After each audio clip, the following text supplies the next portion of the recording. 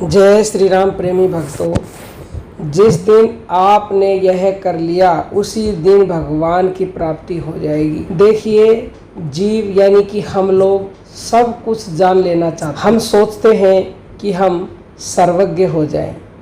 इसके लिए हम अखबार, पुस्तक, ग्रंथ, वेद, गूगल, यूट्यूब में सब जगह से ज्ञान चोरी चोरी लेते हैं। लेकिन चाहे हम कितने ही वेद पुराण शास्त्र पढ़ लें, सर्वज्ञ नहीं बन सकते। हम संसार का कितना ही ज्ञान ले लें, हमें शांति नहीं मिल सकती। देखिए, संसार में कोई शिक्षक है तो कोई एक सब्जेक्ट का ज्ञान तो उसको हो सकता है, लेकिन सभी सब्जेक्ट का ज्ञान तो उसको नहीं हो सकता। एक का ज्ञान भी पूरी तरह से नहीं हो सकता। किसी को चाहे कितना ही अच्छा हलवाई हो, लेकिन पूरी दुनिया की मिठाई तो उसको भी बनानी नहीं आती है ना।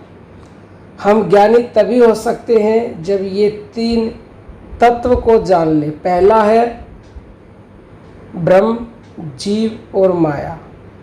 जब तक हमें यह नहीं पता होगा कि हम कौन हैं और हमारा कौन है, तब तक हम ज्ञानी नहीं हो सकते।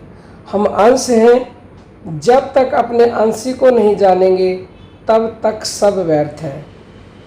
और इसके लिए हमें वेद पढ़ने होंगे, और वह हम अपनी बुद्धि से नहीं पढ़ सकते।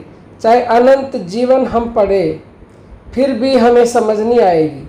वेद का ज्ञान हमें वास्तविक गुरु ही देंगे, और इसके लिए हमें गुरु की शरणागत होना पड़ेगा। 100% शरणागति। जितनी % आपकी शरणागति, उतना ही शीघ्र आप इन चीज़ों को जान जाओगे। पूरा ज्ञान आपको हो जाएगा। जैसा गुरु कहे वैसा ही करना पड़ेगा। जैसी वो साधना बताए, ठीक वैसी ही साधना करनी होगी, बिना अपनी बुद्धि लगाए। क्योंकि भगवान श्री कृष्ण गीता में स्पष्ट कह रहे हैं अर्जुन से कि तू अपना मन और बुद्धि दोनों मुझे दे दे। तू अपनी बुद्धि भी मत लगा, अपना मन भी मत लगा। जो मैं कहूँ तू वही कर। तू सब धर्मों के आश्रय को छोड़ के केवल और केवल मेरी शरण हो जा।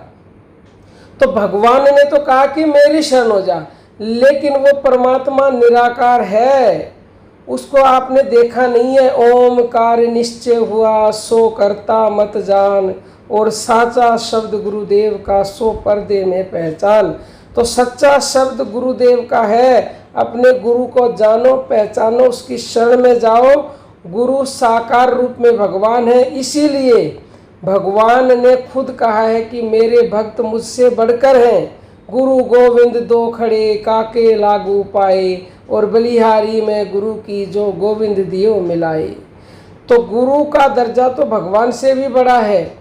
तो आप 100% शरणागति कर दीजिए। जैसा वो कहें वैसा करिए, वैसी साधना करिए, और गुरु में ही भगवान की भावना रखिए। और भगवान खुद भी अपने से बड़ा गुरु को बता रहे हैं। भगवान खुद अपने भक्त के पीछे पीछे चलते हैं कि मेरे भक्त के चरणों की धूल मेरे पर गिरे तो मैं पवित्र हो जाऊं।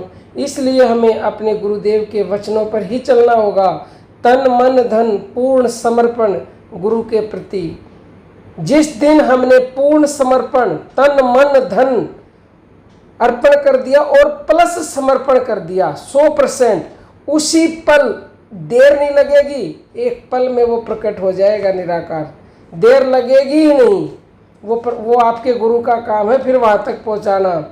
तो बस आप देखें, आपने कितना तन मन धन अर्पण कर रखा है। तन की सेवा, मन की सेवा, धन की सेवा। क्योंकि गुरु कोई छोटी मोटी चीज़ नहीं है। गुरु शरीर नहीं है, गुरु शक्ति है। गुरु के सुमरण मात्र से नासत विघ्न अनंत, और त्याही ते आरंभ में ध्यावत हैं सब संत। उनका एक बार स्मरण करने से अनंत विघ्नों का नाश हो जाता है। इसीलिए हमारे ऋषि मुनि भी सुबह उठते ही ध्यान करते हैं अपने गुरु का। तो आप भी अपने गुरु का ध्यान कीजिए और तन मन धन अर्पण कर दीजिए, और प्लस 100% समर्पण करके उनकी शरण में चले जाइए।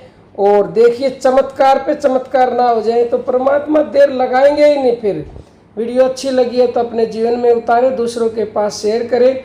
ऑनलाइन निःशुल्क गुरु दीक्षा लेना चाहते हो तो 9958515054 पर व्हाट्सएप मैसेज कीजिएगा। अब हम अपनी वाणी को विराम देते हैं। सभी साधकों को प्रेम भरी जय जय श्री राम।